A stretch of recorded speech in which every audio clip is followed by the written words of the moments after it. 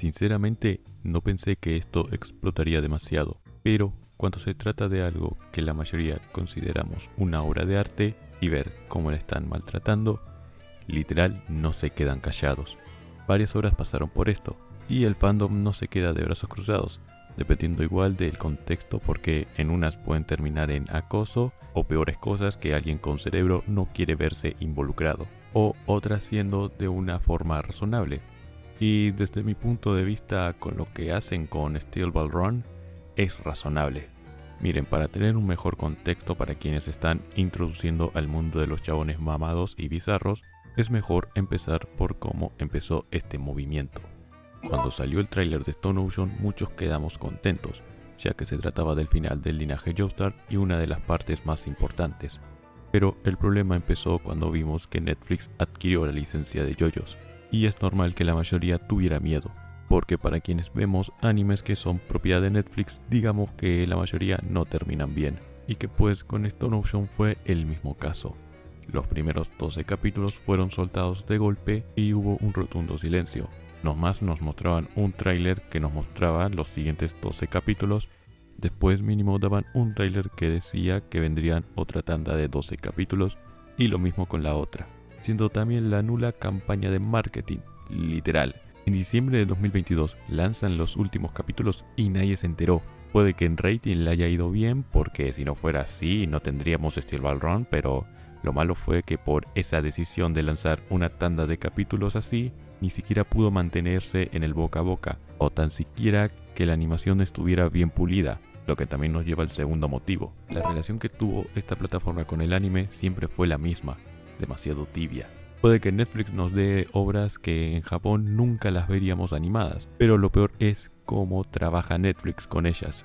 Netflix, como comité de producción, siempre da poco tiempo a los estudios de animación para entregar esos primeros 12 capítulos para estrenarlos en un día. Eso lleva a que no se pueda arreglar algunos aspectos de la animación, porque si fuera semanal, el lanzamiento de los capítulos se podría ver una mejora en el apartado. También está el tema del presupuesto, y este también es un tema, porque el presupuesto que les dan siempre no es el adecuado. Eso hace que algunas obras terminen con resultados decentes o a su vez mediocres, dependiendo con el estudio encargado, como en el caso de las 2 primeras temporadas de Record of Ragnarok. Podemos decir que por la calidad de animación y presupuesto llevan a la conclusión de que Netflix no les dio el tiempo adecuado. Hasta se podría decir que producir 12 episodios para la primera temporada solo tuvieron meses. Lo menciono porque es el ejemplo más conocido. Aunque antes la culpa la tenía el estudio por el tema de la animación, ahora podemos decir que es culpa de su comité de producción. La mayoría de los estudios profesionales como MAPPA pueden trabajar con este tipo de calendarios si les quitan los derechos humanos a sus trabajadores. Pero parecía que Netflix había aprendido de sus errores. Después de Stone Ocean, algunos de los animes que estrenaban lo hacían en formato semanal. El anime del verano donde Hikaru murió, el remake de Ranma y medio, Sakamoto Days, se estrenaban de forma semanal. O también animes que no eran producciones de Netflix también llegaban a la plataforma de manera semanal, o hasta a veces doblajes hechos por la misma plataforma. Dandadan, Tougen Ankin, Tom 100, la segunda temporada de Vinland Saga, Kinnikuman, lo cual era normal que en ese entonces Steel Ball Run llegaría de forma semanal. Pero dejando de lado el anime, aún Netflix con sus series más populares como Stranger Things o El Juego del Calamar, o la mayoría de sus series, siempre llegaban con los capítulos sueltos en un día o distribuidos de una forma pésima.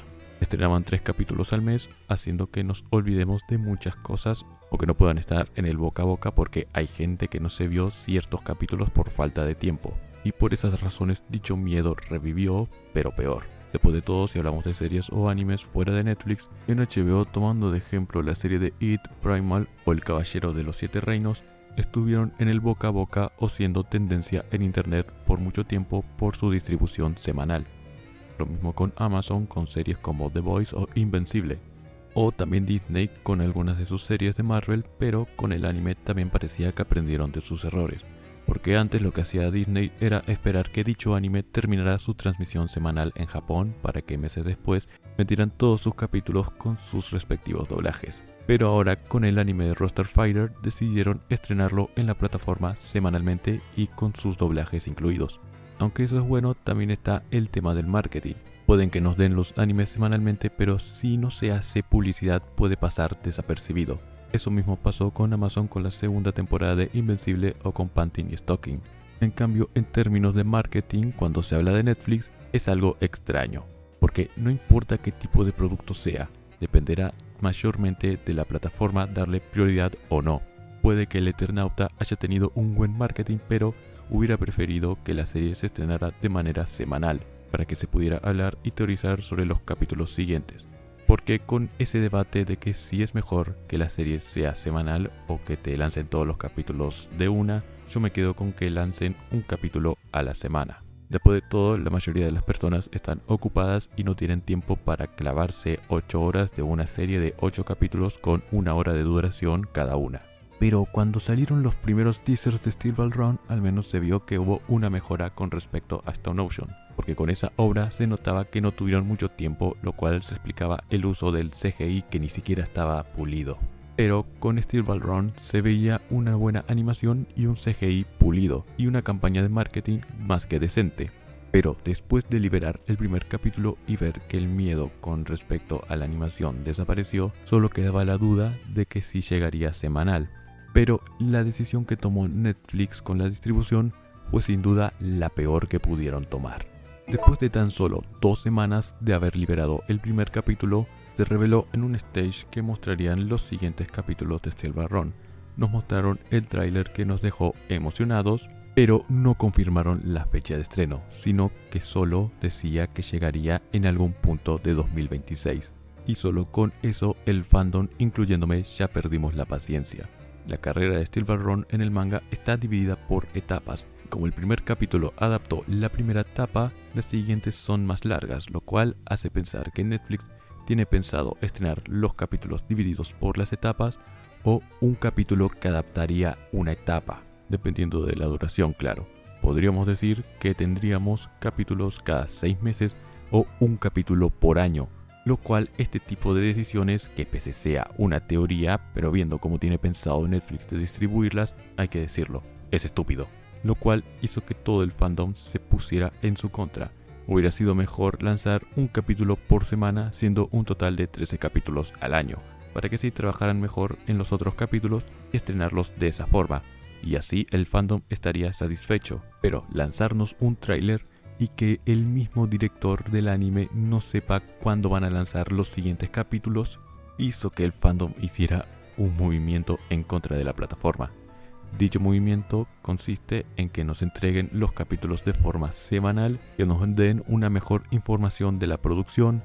También hay gente que cancela su suscripción de Netflix, cosa que eso no recomiendo. Después de todo, para que una producción tenga segunda temporada, depende de los niveles de audiencia de dicha plataforma. No cuenta si la ves pirata. Pero la más conocida de todo este movimiento es que no importa en qué video, post, reel o trailer de una serie o película o anime que venga de la página de Netflix, verás estos comentarios y lo verás en todos lados. Posta, en cualquier cosa que tenga que ver relacionado con Netflix, sin importar qué serie o película sea. Igual hasta el momento, por lo que vi, aún no rozan lo del acoso a personas, cosa que espero que no lo hagan. Siempre y cuando no hagan eso, yo estoy de su lado. Yo también ando spameando estos comentarios esperando un mejor trato para Steel Ball Run. Esto sería básicamente lo mismo que con el caso del Snyder Cut. Si no fuera por ese movimiento en Twitter que hicieron los usuarios, esta película no vería la luz. Literal, la única cosa buena que hizo el fandom de Snyder. Steel Ball Run no se merecía esto, y espero que este movimiento llegue hacia las personas responsables de la distribución de los capítulos, porque no estás estrenando una serie cualquiera, sino que estás estrenando una de las mejores obras jamás hechas, teniendo el segundo lugar del ranking de mangas de MyAnimeList por debajo de Berserk. Sé que no es un buen referente usar esta página, pero ¡carajo, es un buen ejemplo! Solo espero que en el futuro el anime de Steel Ball Run le vaya bien en popularidad, porque este tipo de obras no deben pasar desapercibido. Si el video te gustó, no olvides dejar tu like o suscribirte si quieres. Es tu decisión propia y nadie te está obligando. Y nada más, yo me retiro, espero que la estén pasando bien y si no, bueno, espero que te recuperes y puedas seguir adelante. Adiós.